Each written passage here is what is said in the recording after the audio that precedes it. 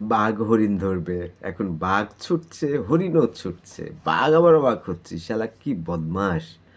আরে আমি খাবো তোকে, তুই কেন পালাচ্ছিস? এত বদমাইশ কেন? আমি না তোর সিনিয়র? আমি না তোর থেকে পাওয়ারফুল? তোকে আমি খেতে চাই, তুই আমার কাছে চলে আয়। তুই আবার পালাচ্ছিস কেন? মানে তুই বেয়াদব। এরকম ব্যাপারটা কিন্তু আমাদের মানুষের মধ্যেও আছে। নার্সিসিজম যেটা একটা অসুখ।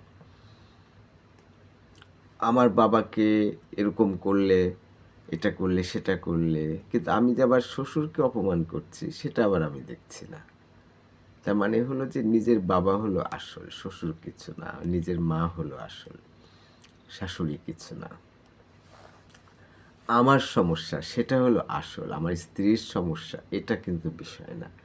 মানে নার্সিসিজম এটাই যে চিন্তা করা যায় একটু পেট ভরবে, ক্ষুধাটা মরবে, সেজন্য একটা হরিণকে আস্ত খেয়ে ফেলছে। আবার সে বড় বড় লেকচার দিচ্ছে যে কি বদমাইশ দেখ, কি বেয়াদব, গুরুজন মানে না, সিনিয়র জুনিয়র বোঝে না। আমি খাবো তোকে, তোর বাড়িতে আমি দাওয়াত খেতে এসছি এরকম, যে আমি বাড়িতে দাওয়াত খেতে গেলাম আর তারা ভালো ব্যবহার করলো না।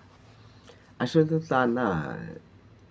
তার একবেলা খাবার সেই হরিণ, আর হরিণের জীবন, তার আবার সন্তান থাকতে পারে। এইটা কিন্তু বাঘ বুঝবে না। তার মানে নার্সিসিস্টিক। সূর্য পৃথিবীকে টানছে, পৃথিবী আবার চাঁদকে টানছে, এরকম নার্সিসিস্টিক।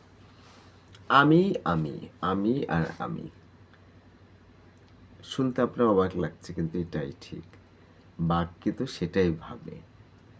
বাঘের মাথায় কাজ করে না যে আমার সুখটাই কিন্তু পৃথিবীর সুখ না, আরও জীবজন্তু আছে। কিন্তু তার মানে এই না যে বাঘ দয়া মায়া করে হরিণকে খাবে না, কারণ এটাই প্রকৃতির নিয়ম। কিন্তু মানুষের ক্ষেত্রে তো এটা প্রযোজ্য না। মানুষকে আল্লাহ বুদ্ধি বিবেচনা দিয়েছে, দোজখ বেহেশত আছে, গোরাজাবে শান্তি আছে, সেটা আমরা বিবেচনা করছি না। অন্যের দোষটা আমি অনেক গুণ বাড়িয়ে তুলেছি, আমার দোষটার কোনো হদিসই নাই। মানে আমি কোনো দোষ করতেই পারি না। আমি বোকা না, আমি বুদ্ধিমান, আমি বদমাইশ না। মানে আমি যতগুলো ভালো সবগুলো আমি, আর যতগুলো খারাপ আছে সবগুলো খারাপ। এরকমটা কিন্তু খুব কমন একটা বৈশিষ্ট্য, অদ্ভুত একটা বিষয়। আমাদের মানবতাটা মোটেও গুরুত্বপূর্ণ অবস্থানে নাই। এই রকম পরিস্থিতি